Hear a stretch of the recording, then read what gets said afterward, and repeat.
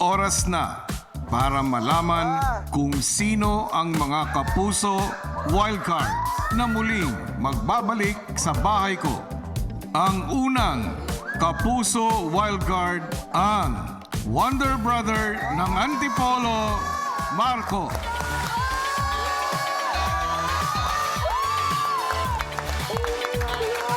Sobrang masaya po ako kuya kasi na-miss ko na po talaga si Marco.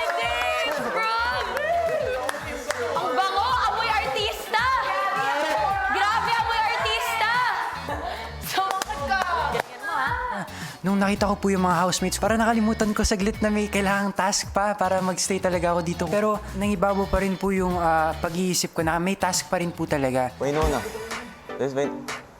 At ang ikalawang kapuso wildcard ang astig an action star ng Baguio, Anton.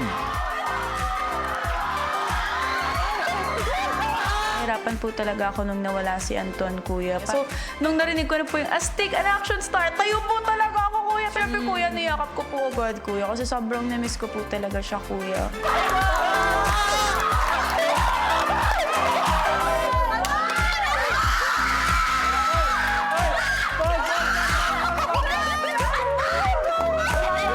Sobrang saya po talaga sa feeling ko kuya nung nakita ko po sila.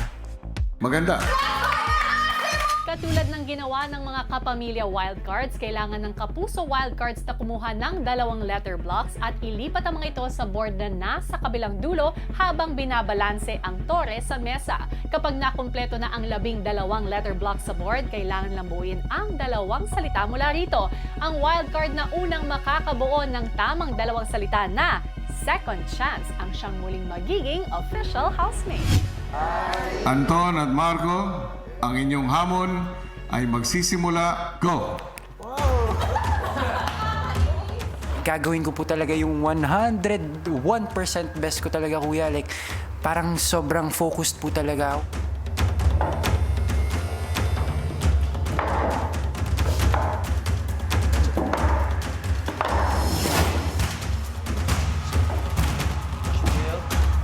Una kong ginamit na strategy po kuya, yung one hand muna po kuya. Mas madali, atakin. Hindi na po siya ma-outbalance pag binilasan mo kuya. Pareho mang porsigido, kitang hirap ang dalawa.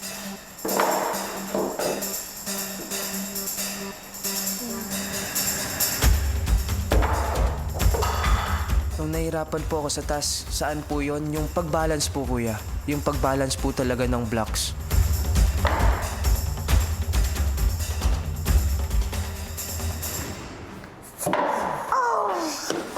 Talaga hong nahirapan ho ako sa task na to, kuya. Lalo na ho dun sa pagbalanse ng bloke dahil hindi ko po minsan matansya na kung gaano ko dapat kailangan bitawan yung lubid, kuya, nang mababalanse ko siya habang umaatras, kuya. Pagka nakakalayo na ako, tapos dun pa lang po siya bumabagsak. Hanggang sa tila pareho na silang nakalayo.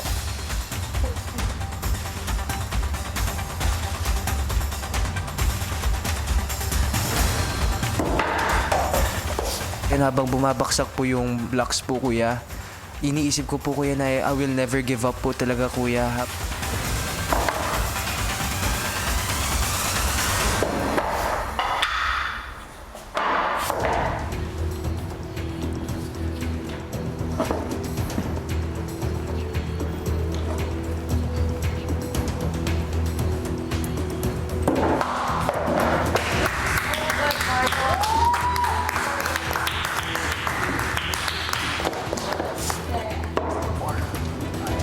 Sa bawat pagkakataon ho na bumabagsak yung blocks, mas ginaganahan ho talaga akong gawin yung best ko, kuya. Ilang sandali pa, Housemates, sa puntong ito, palalabasin ko muna kayong lahat sa garden.